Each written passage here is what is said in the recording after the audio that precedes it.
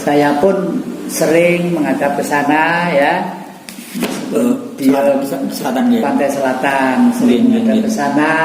Yes, pokoknya mohon kepada Sang Maha Kuasa, mudah-mudahan energi kekuatan Laut Selatan yang memproteksi bangsa Indonesia ini, kami diberi petunjuk, diberi diberi kesehatan, kekuatan, dan berkali-kali terbukti, Mas. Oh gitu. Saya mau mati itu sudah 3 kali, yang menyelamatkan beliau.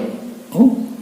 Penjenengan masih ingat peristiwa Jalan Diponegoro Jakarta Kuda Tuli? Oh iya. Nah, itu yang adakan pidato umum kalau jam 4 sore itu kan saya yang adakan.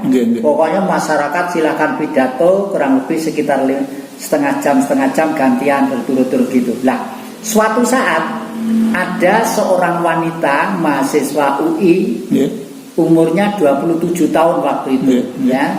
Terus mendekati saya, Pak Jati, loh Mbak siapa? Saya Maharani Suhita. Dari nama itu saya terkejut, loh kok namanya seperti Ratu Mojopahit begitu.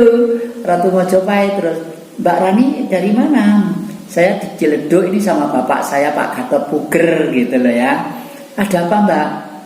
Saya disuruh ibu ngantar Pak Jati ke Gunung Lawu gitu. Ya karena yang ngajak itu sama bapaknya ya, sama Mbak Raninya itu, saya ikut saja padahal ibu saya di Blitar dan tidak kenal dengan ibu saya ikut saja ya. Karena kok aneh gitu loh ya, kok belum kenal tahu. Ternyata dia memang seorang wanita laku dan nanti nun sewu yang bisa meruntuhkan pimpinan Orba, nun sewu, terpaksa pakai istilah saya ya. Saya dengan Mbak Rani hanya orang dua itu atas petunjuk Ibu Ratu Mas Selatan. Betul itu. Jadi setelah itu saya naik ke Gunung Lawu. Nah dari situlah saya percaya bahwa gaib itu hidupnya seperti kita. Pada waktu itu naik ke Gunung Lawu itu dari Cemoro Sewu ke atas itu biasanya jam 5, jam 6 itu sudah sampai atas. Terus dijemput jalak gitu, burung jalak yang memberi gaib. Kalau ke sana tujuannya baik, mesti dijemput jalak. Karena saya itu ngajak Pak Taufik orang Batak pengen ikut gode dur gitu.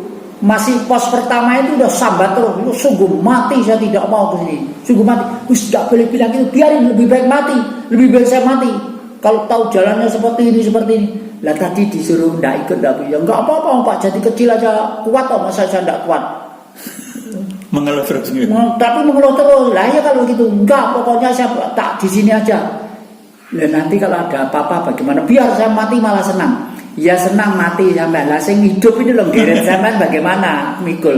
Akhirnya saya pegang sabuknya pelan-pelan sampai di atas Mas.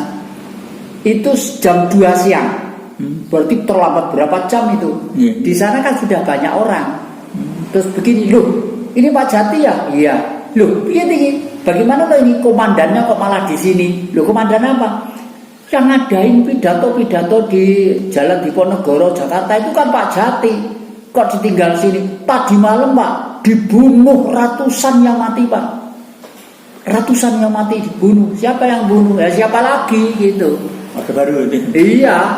Itu terus waduh demi Allah Mas saya nggak tahu Mas, saya di Mbak Rani ini loh. Jadi ternyata yang dimaksud Mbak Rani itu siapa? Ibu Ratu Mas Laut Selatan. Nah yang kedua ada peristiwa lagi aneh di Blitar itu Kecamatan Mlingi di Kabupaten Blitar salah satu desa yang separuh mau diikutkan kecamatan ya. Yang separuh masih desa. Lah waktu itu wayang kulit ini pagelaran Sayang Dalang ya. Terus jam 10 siang itu yang kerja di dapur ibu-ibu itu orang desa itu ada yang kemasukan gitu. Kesurupan gitu. Kesurupan ya, kemasukan terus. Ya nanti kalau Mbah Hayu jadi Bu Ratu Mas itu kalau undang saya itu Mbah Hayu katanya wanita saya itu. Mbah Hayu nanti kalau dalang jam 9 harus mulai loh ya. Saya seneng kalau Mbak Ayu dalang itu saya mesti nonton, jangan sampai tidak gitu. Nah, akhirnya yang kesurupan itu bilang sama panitianya, ini kan acara kabupaten, bilang apa panitianya?